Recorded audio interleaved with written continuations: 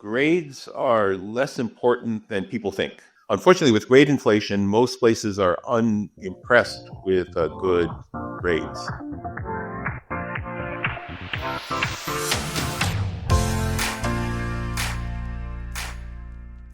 Welcome, everyone, to the TechGuide Podcast, where we give actual advice to those wanting to break into tech or are looking for their next gig. I am so excited for today's episode because today we are thrilled to welcome Dr. Maurice Herlihy, a pioneer in computer science and a true legend in distributed computing. With an academic journey that spans Harvard, MIT, and prestigious roles at Carnegie Mellon and DEC, Cambridge Research Lab, Dr. Herlihy has shaped the field through groundbreaking research and innovation. I'm so excited to have him on today for undergraduates that are like, oh my gosh, should I do computer science? What are things I should look out for? I'm so excited to talk about him today. So Dr. Maurice Herlihy, thank you so much for being here today. I appreciate the time. Oh, I thank you. I'm pleased to be here. It's going to be great. And I just kind of give a snippet of your background, but if someone's listening for the first time, they're like, okay, this guy sounds like he knows what he's talking about. Let's talk about that in more in depth. Can you kind of give a background of who Dr. Maurice Herlihy is? Certainly. So I started out as a pure math concentrator. And when I graduated, I was surprised to discover that I needed to pay rent and things like that. I needed to get a job. So I basically lied about my qualifications and got a job writing Fortran programs for the Department of Transportation. And one thing led to another, and I eventually ended up being kind of a systems programming dev at the MIT Sloan School. And then one day my boss called me in and said, well, I have good news and bad news. The bad news is we lost our funding and I've got to lay off lots of people. The good news is I'm not going to lay off you. But I am laying off the guy who does all the tape backups, and we still need tape backups. So it was clear that this was the quality of this job was going to go downhill really quickly. So I applied to grad school in computer science, despite never having taken a computer science class before. Wow. So this isn't things were simpler back when this happened.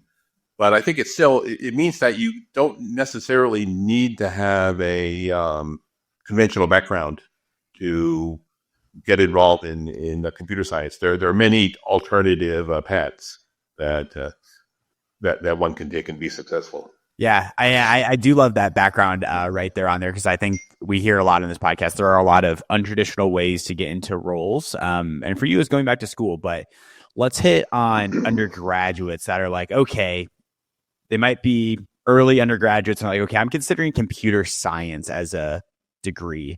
I love to hear what are a few specific factors that they should be considering when choosing a university for a 4-year undergrad computer science. I think one thing to look at is, this hardcore computer science, but there's also computer science connected with all kinds of different things. So you can do computer science and art, computer science and literature, believe it or not. Computer science and finance and economics is a big concentration at Brown University where I teach. The sciences plus computer science. So it makes sense to, unless you're really into hardcore mainstream straight up computer science, to look at connections between computer science and other things that you might do. I advise a couple of students who are concentrating in the combination of classics and computer science.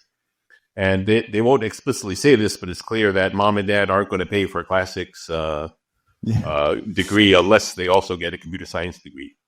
So I'd encourage people to think flexibly and creatively about this. Interesting. When you say flexibly and creatively about this, what are some flexible and creative ways to think about approaching a 4-year undergraduate? Because that's a big thing to take on. Computer science is not easy, but what are some ways for them to consider it? Well, I think part of it is you don't necessarily need to know what you want to do when you come in as a freshman. It's a good idea to have a kind of a general idea that you're interested in STEM or you're interested in economics or things of that nature. But you don't have to have a plan going in, a precise plan. Some people do, and it works out fine. But a lot of people come in and they're not quite sure what they're going to do, and they'll discover what they want to pursue as they go along. And everybody pretty much does this sooner or later. So it's it's a little bit hard to be calm when you don't know, when you're coming under pressure from people to say exactly what it is you're going to do. But it's a good idea, I think, to hold off as long as you can before making such a decision. Shop around. Maybe you'll discover that you really like geology and computer science and things like that. So there's really, particularly in a 4-year program, there's no immediate rush to seek something. Yeah, I'd be curious. When would you advise a student if they're like, okay, I'm not rushed to do this, but obviously at some point, like you do have to decide. So what would be that absolute cutoff for someone to decide on like what they want to do? What would you advise? So at my university, it's sophomore year. You need to declare a concentration, but that gives you basically a year to shop around, and that's a fairly long time. It gives you the ability to test a lot of different possibilities. Yeah. I think I went to the University of Iowa, much different than Brown University, I will say. But yeah, I believe it was our sophomore year as well. And I want to hit on like choosing like a specific focus area, especially when it comes to computer science. So let's continue on the story arc of people are like, okay, I'm going to do computer science, but they might need to choose a specific area. How would you advise students to pick that specific focus area when it comes to computer science? I would say that, there's always a trade-off. There are some areas that are hot. AI is really hot right now. But AI is also kind of a vast subject. There's many different kinds of AI, many different applications of AI. But especially at the beginning, you don't really know enough to say, oh, I want to do AI and programs. I want to do AI and data science. You just have to learn the basic nuts and bolts before you can make an informed decision. So, there's typically a bunch of required courses that you have to get through. In many universities, computer science is overcrowded because it's a very popular, and there are caps on class sizes, and so you need to strategize a little bit to make sure you get into the classes that you want to get into. But again, this is something where, of course, eventually you have to make this kind of decision. Yeah. But again, you don't need to be rushed or panicked into making an early decision, because pretty much no matter what you end up doing, you're going to end up taking the same courses, your freshman, sophomore year, just because you've got to get those requirements out of the way. Yeah. You probably don't know enough coming in to do anything useful until you've taken these courses. I love that. That's great advice. I want to hear specific like industries for that student that does want to think like after college, like, okay, I'm going to get this computer science degree. I potentially want to go into AI, but I'm open to exploring other industries. What are some other great industries to like be curious about when it comes to computer science? Right now, a surprising number of our graduates go into finance. Interesting. And Wall Street. Some of this is related to blockchain. I actually teach the blockchain course in my university, and you can kind of tell how at one point when Bitcoin was high, I had too many students, and then with all these scandals and frauds and crimes and so on, it went down a little bit, and now it's back up again. But it turns out that a lot of very interesting technical challenges are now, how do you build real-time trading systems? How do you use AI to make investment decisions? These things interact. Data science, economics. How do you price your cryptocurrency to make it work effectively? You can actually control things like inflation and deflation in a cryptocurrency in a way that you can't in in regular currency. So that's one area where I think there's a huge demand for students, for new graduates right now. 4 years from now, who knows? Everything changes very quickly. But this is the current situation. Yeah, I'd be curious. How I want to speak to the specific finance portion, like real time trade. I'd love to hear, talk to us a little bit more about that. Like, how are you able to use like AI in like the finance field specific? I know it's going a little bit way, but it's such a big industry, and I know finance. Everyone is going to finance. There's a lot of different reasons for that. I think your beginning salary is very good, but talk to us a little bit more about how AI is being used for finance, just so undergraduates can kind of conceptualize it as well. So AI can make complicated decisions. So imagine that, if you want to buy an option that says that I have the right to buy something at a particular price at some point in the future, or you could the opposite kind of option where you say, I promise that I will sell you, Bitcoin at this price a year from now. Yep. And typically you want to balance these. It's called hedging, to make sure that as long as everything falls within a certain range, you're protected against extreme events. And these things can get very complicated because there's always some sequence of events that's going to be catastrophic. There's absolutely no way to avoid that, but you can figure out something and say, well, in order for things to go south, all of these things would have to happen. It's unlikely that they would happen at the same time. And this is the kind of complicated thing where certain kinds of AI could be helpful. Interesting. Figuring out what's to your advantage. The finance is also kind of a predatory place where people will do what's called arbitrage. They'll look for price differences and exploit them. But price differences can be hidden in very complicated ways. So it could be that I need to do 3 or 4 currency conversions in order to exploit a particular price difference. With that, everyone wants to be in AI, everyone wants to be in finance. So it makes it very competitive to stand out, especially in this field.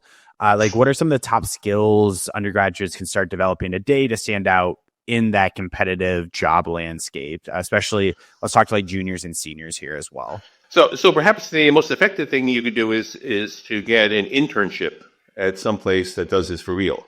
So if you can get an internship at a hedge fund or a bank, then that's a very effective way of positioning yourself when you graduate. Because internships are really kind of 3-month-long job interviews. Yeah. If you go work for Bank of America for the summer, then you can bet that they're keeping track of how well you're doing. And when you graduate, they will have a pretty good idea of whether they want you. Anyone else is going to say, oh, this person landed an internship at this prestigious place. They must, the presumption is that they're good. Let's interview them. I think, that's a very sound advice for always breaking into that first internship. And I think that is important to talk about here. So to land that first internship, what advice would you give to build up that resume before you land that prestigious internship? Are there any side projects you can do? How would you advise that? Often the most important way of landing a job interview or say getting into graduate school is a letter of recommendation from someone who actually knows you. And so if you take a class and you do well in class, then your professor will write what's called a did well in class letter, which is okay. Yeah. But it's not necessarily going to make you stand out in the crowd. Yeah. If you are involved in, say, research, you volunteer for groups research and say, I understand you have regular research meetings, you're doing something more advanced, I'd like to get involved. Then most groups are perfectly happy to have people join them, even if it's hard to make a substantial contribution at the beginning because you don't have the skills or the knowledge yet. But nevertheless, showing up and paying attention and contributing where you can means that the professor can write a letter saying, I work with this person, they have initiative, they have aptitude for research. They can say things that you couldn't say for somebody who just, if you did a brilliant job in class, it's hard to evaluate your character. But if you get involved in a research group, then you can get a much stronger letter, and that could be enough to make you stand out in the crowd. Yeah, I think that is so important. That's actually advice we've never heard before on this podcast, is getting that letter of recommendation. Typically people will be like, oh, do this project. But we actually haven't heard that letter of recommendation. I feel like that's just a great way to break into these companies, especially if you go to that recruiter and be like, well, here's a recommendation from a professor about why I'd be great for this role. Yeah. And if the letter says, I actually know this person, I've been able to see how they work close up, then that's much more powerful than saying, yes, I just consulted my record and I see this person got an A in the class. Yeah. It's important to have that experience, that the letter of recommendation, it's also important to have that like hands-on experience. So I do want to hit on that project piece. Like, are there any simple projects that you would advise someone to like engage with beyond just schoolwork? Of course, you're going to get great experience with that, but actual like just projects they can work on for fun to develop these skills. Well, that's where certainly building up a portfolio of projects on Git is also a powerful way to recommend yourself. Yeah. If you can tie that in with another research project somewhere else, I have a research project doing some blockchain things. If someone comes in and says, I will write kind of a real-time debugger that can That's cool. See transactions going back and forth for your system, then you can bet I will pay attention, my students will pay attention. And that may be just as easy as writing the project you made up out of thin air. But the fact that it has links to something else makes it much more compelling story. Interesting. Yeah, I feel like it's so important to get those letter recommendations, but also that just like side project experience as well, because you can bring those to employers and it shows like initiative to like be able to start something and like grow something. I think that's like so important for a student as well. One more thing I'll add is that grades are less important than people think, in the sense that, of course, you want to have decent grades. If you have a lot of, C's and so on, that doesn't look good. But, students often say, if you get a B in a class, then that's like the end of the world. And this is simply not true. Unfortunately, with grade inflation, most places are unimpressed with good grades. So, you can graduate from an Ivy League school with straight A's, and they're still going to, interview you very carefully because everybody thinks, well, grades aren't really a very good measure of what someone does, because basically almost everyone gets A's all the time.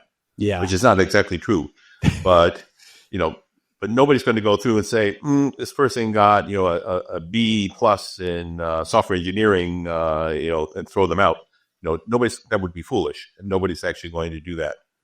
So I would advise people to relax a little bit within reason about grades.